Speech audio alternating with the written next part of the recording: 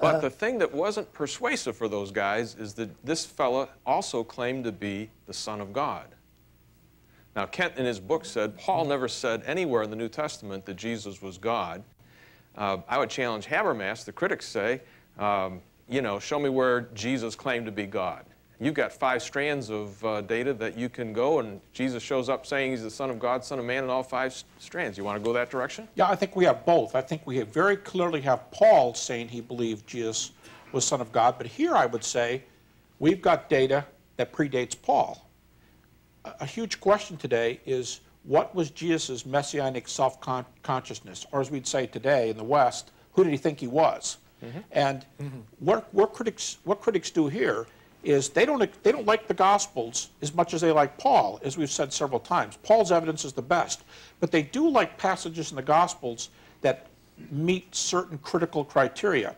And in several of those passages, you've got Jesus claiming to be either the Son of God or the Son of Man. And I would just say as a footnote, Son of Man was Jesus' favorite title for himself, but it has apparently taken, his usage of it is apparently taken from Daniel 7, 13 and 14. He virtually quotes Daniel 7, 13 and 14 twice when he stands before the high priest. Now here's an example. You have to have a reason he dies. Why did the Romans do what they did? Why did the Jews want the Romans to do it? In Mark 14, 61 to 64, the high priest says, "Are you the Christ, the Son of the Blessed One?" Now notice the question, are you the Son of God? Jesus responds in the Greek, ego eimi. His first comment is, I am. Secondly, he changed the Son of Man question to a Son of God question to a Son of Man answer. He said, henceforth you'll see the Son of Man coming in the clouds of heaven, and he's going to judge you. Now, the high priest should have said, oh no, you said Son of Man. I asked for a Son of Man. No, he knows right away. When Jesus says Son of Man, that's a claim to be a deity. And by the way, that phrase, coming with the clouds, that phrase occurs dozens of times in Scripture. It is always a reference to God. So Jesus says, yes, I am, to Son of God. He says, I'm the Son of Man. I'm going to come in judgment. And at that point, the high priest says, all the rest of you witnesses can go home. We got you. He said blasphemy. So there's an example. You have the so-called Q sayings, statements that are in Matthew and Luke, but are not in Mark. And whatever you call that, they're in the Gospels. In one of those passages, Matthew 11:27, and it's parallel in Luke, Jesus says, no one knows the Father, no one knows the Son but the Father, and no one knows the Father but the Son, and those to whom he will reveal them. Mark 13:32, he claims to be the Son of Man. And the reason critics find this very hard to explain away, again, it's the principle, what historians call the principle of embarrassment. Jesus says, that day or hour knows no one except the Father, not even the Son.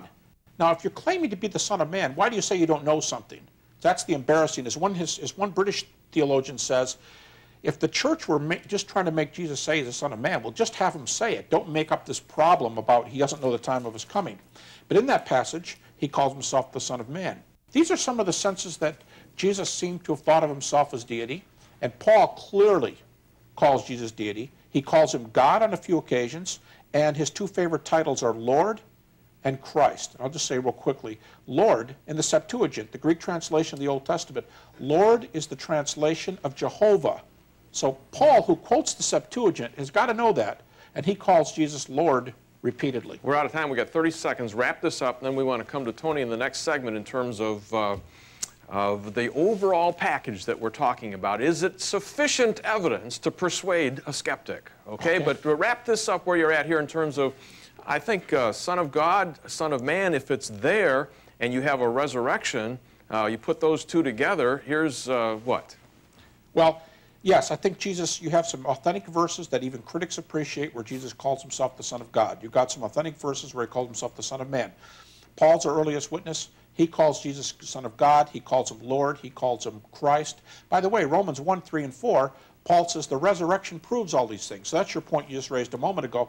Yes, in the New Testament, the resurrection is God's stamp of approval on who Jesus thought he was. Now, I mean, in our 1985 debate, Tony made the comment that if Jesus is raised from the dead, this is the best evidence that he is the God of Abraham, Isaac, and Israel.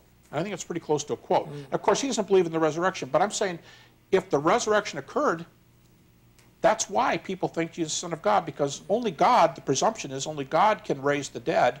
And if he raises this man, he can't be a heretic. What he said about himself must be true.